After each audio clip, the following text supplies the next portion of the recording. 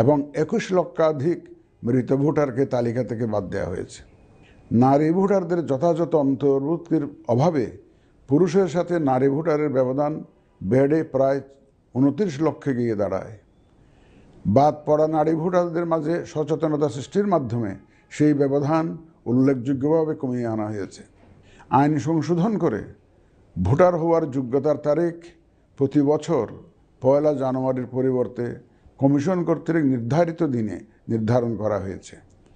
এর ফলে 31 অক্টোবর 2025 পর্যন্ত যোগ্য তরুণ ভোটারগণ ভোট দিতে পারছেন।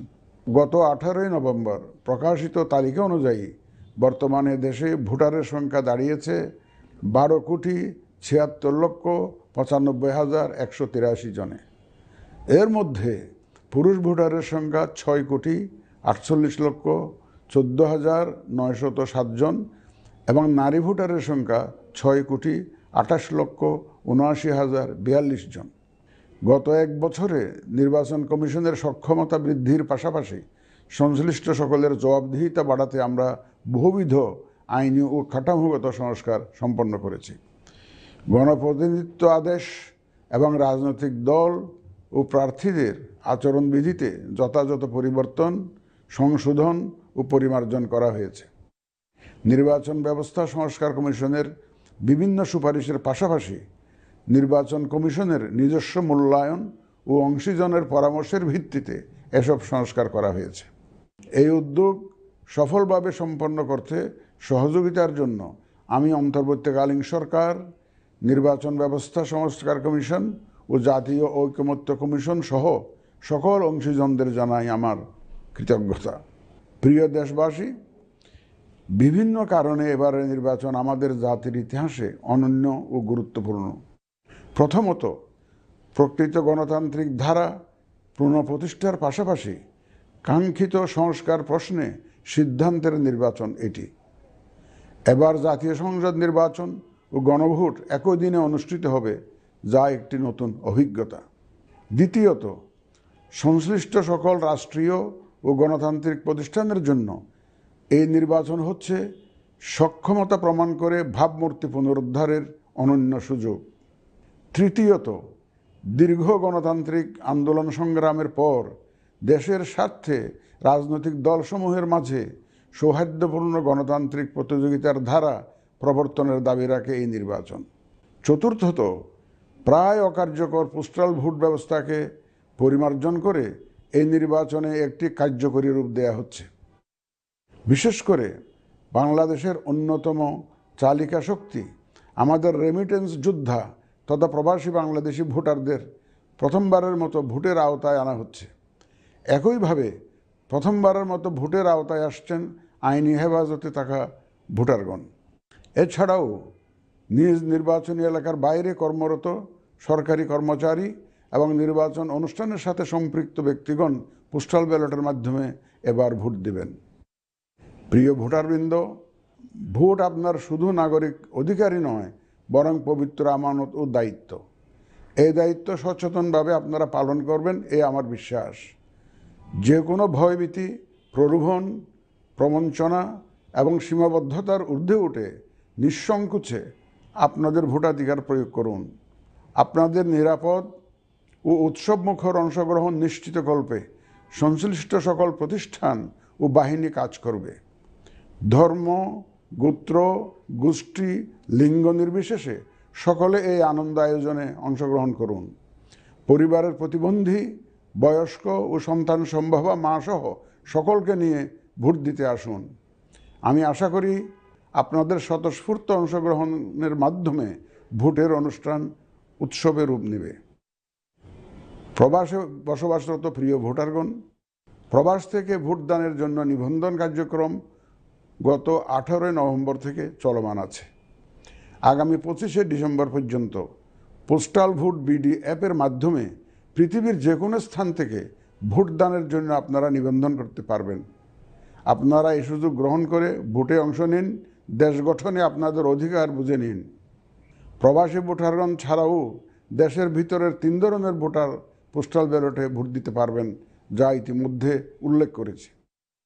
প্রবাসী ভোটারগণের পাশাপাশি এই 3 ধরনের ভোটারগণ আগামীকাল থেকে শুরু করে আগামী 25শে ডিসেম্বর 2025 পর্যন্ত পোস্টাল ভোট বিডি অ্যাপের মাধ্যমে এবং নির্ধারিত পদ্ধতিতে পোস্টাল ভোটের জন্য নিবন্ধন করতে পারবেন। ব্যক্তি ভোটার ও প্রতিষ্ঠানসমূহের প্রতি আমার আহ্বান, আসুন আমরা আমাদের ভোটাধিকার নিশ্চিত করি এবং ভোটে অংশ নেই। প্রিয় দেশবাসী, বর্তমান সময়ে সামাজিক যোগাযোগ মাধ্যমে বিভিন্ন বিভ্রান্তিমূলক তথ্য ছড়ানো হয়ে থাকে। বিশেষ করে কৃত্রিম বুদ্ধিমত্তা ব্যবহার করে অসত্য তথ্য ও অপতথ্যের বিস্তার দিনকে দিন বেড়ে চলেছে।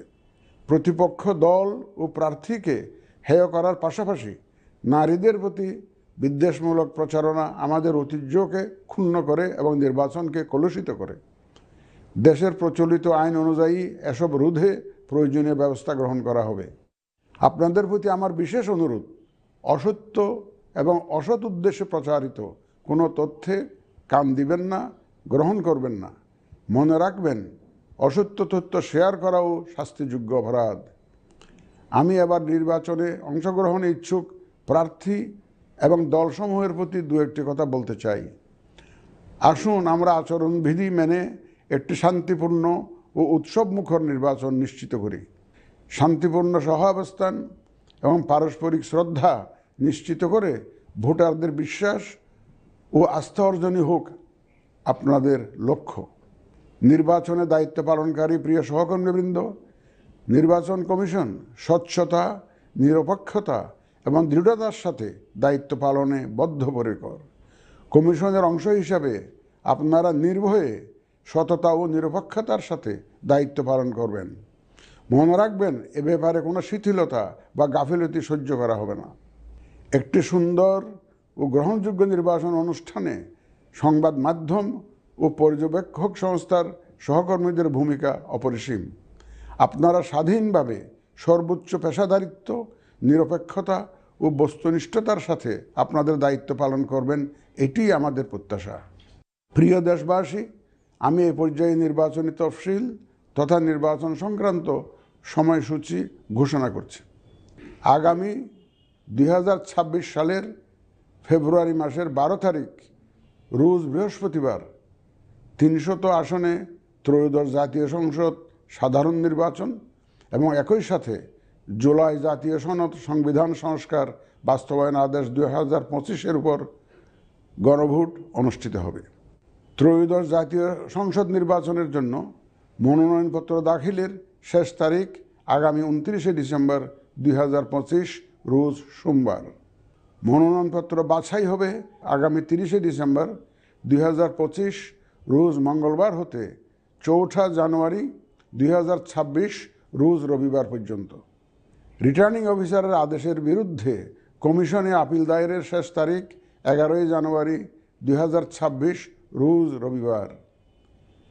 কমিশনে দায়েরকৃত আপিল নিষ্পত্তির তারিখ 12 জানুয়ারি 2026 রোজ সোমবার থেকে 18 জানুয়ারি 2026 রোজ রবিবার পর্যন্ত। প্রার্থিতা প্রত্যাহারের শেষ তারিখ 20 জানুয়ারি 2026 রোজ মঙ্গলবার।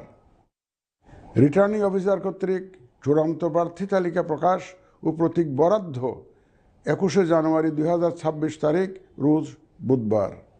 নির্বাচনী প্রচারণা চলবে 22 জানুয়ারি 2026 রোজ বৃহস্পতিবার হতে ভোট গ্রহণ শুরুর 48 ঘন্টা আগ পর্যন্ত তথা আগামী 10 ফেব্রুয়ারি 2026 রোজ মঙ্গলবার সকাল 7:30 পর্যন্ত।